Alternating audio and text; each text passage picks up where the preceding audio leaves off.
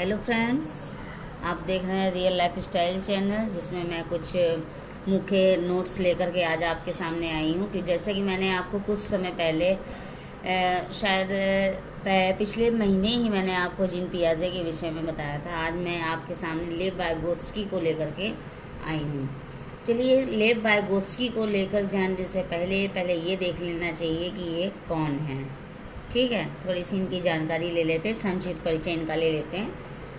ये लेव वाइगोत्स्की जो हैं, ये 20वीं सदी के महान शिक्षा सिद्धांतकारों में से एक हैं।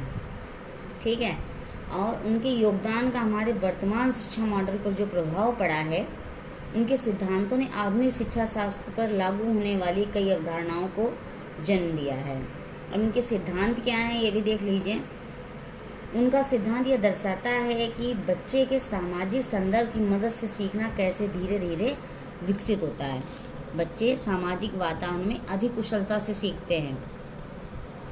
फिर दूसरा यह है कि यह पारस्परिक शिक्षण शैली को ठीक है। फिर यह है, लेव वाइगोत्स्की ने यह पारस्परिक शिक्षण शैली को बढ़ावा देना बताया है। मतलब आपस में जो शिक्षण हम लोग कर सकते हैं आपसदारी में, उसको बढ़ावा दिया है। फिर आप कक्षा में इसको लागू कैसे किया जा सकता है ये देखिए। एक तो छात्रों को अपने स्वयं के सीखने का नायक बनने दें।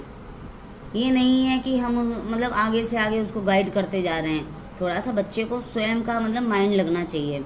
ठीक है, तो वही यहाँ पे छात्रों को अपने स्वयं के सीखने का नायक बनने दें। ठीक है।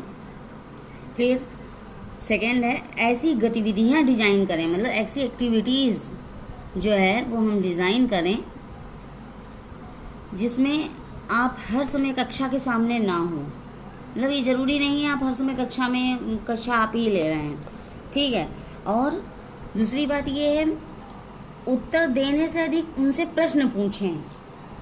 ठीक है, देखें हम बच्चा जो है मेरा कितना क्या है। ठीक है, तो इस पर आप ध्यान दीजिएगा थोड़ा सा।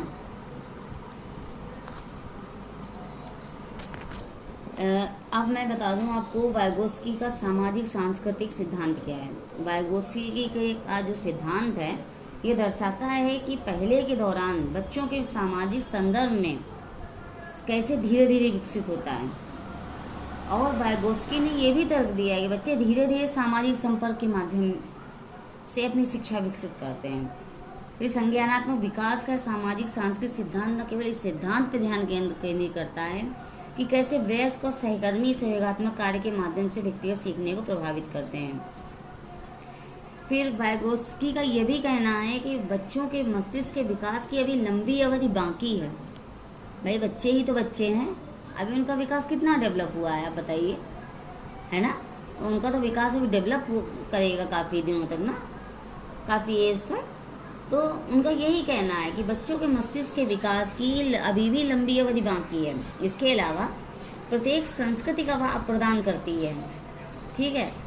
फिर ये जो है उपकरण होते हैं, ये जैसे शिक्षण शैली है, सीखने का नायक है, ये सब क्या है, ये अपनी बुनियादी मानसिक क्षमताओं को उपयोग तरीकों से करने की अनुमति देते हैं जो संस्कृति के प्रति संवेदनशील होते हैं। फिर उन्होंने ZDP का भी किया है इस्तेमाल, जिसका अर्थ है ZDP। चलिए यहाँ पे देख लेते हैं ZDP क्या है।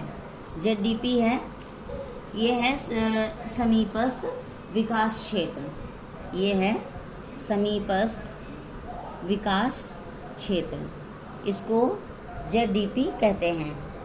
ठीक है। वाइगोत्स्की ने विकास के 3 क्षेत्र बनाए हैं। एक तो वास्तविक विकास का क्षेत्र जो छात्र की वर्तमान क्षमताओं का प्रतिनिधित्व करता है। फिर है समीपस्थ विकास का क्षेत्र। फिर है संभावित विकास का क्षेत्र। ठीक है, ये तीनों ही विकास के क्षेत्र उन्होंने वाइगोत्स्की ने बनाए हैं। इस समीपस्थ विकास का जो क्षेत्र होता है वो स्थान को प्रदर्शित करता है। ठीक है, 3 क्षेत्र हैं उनके।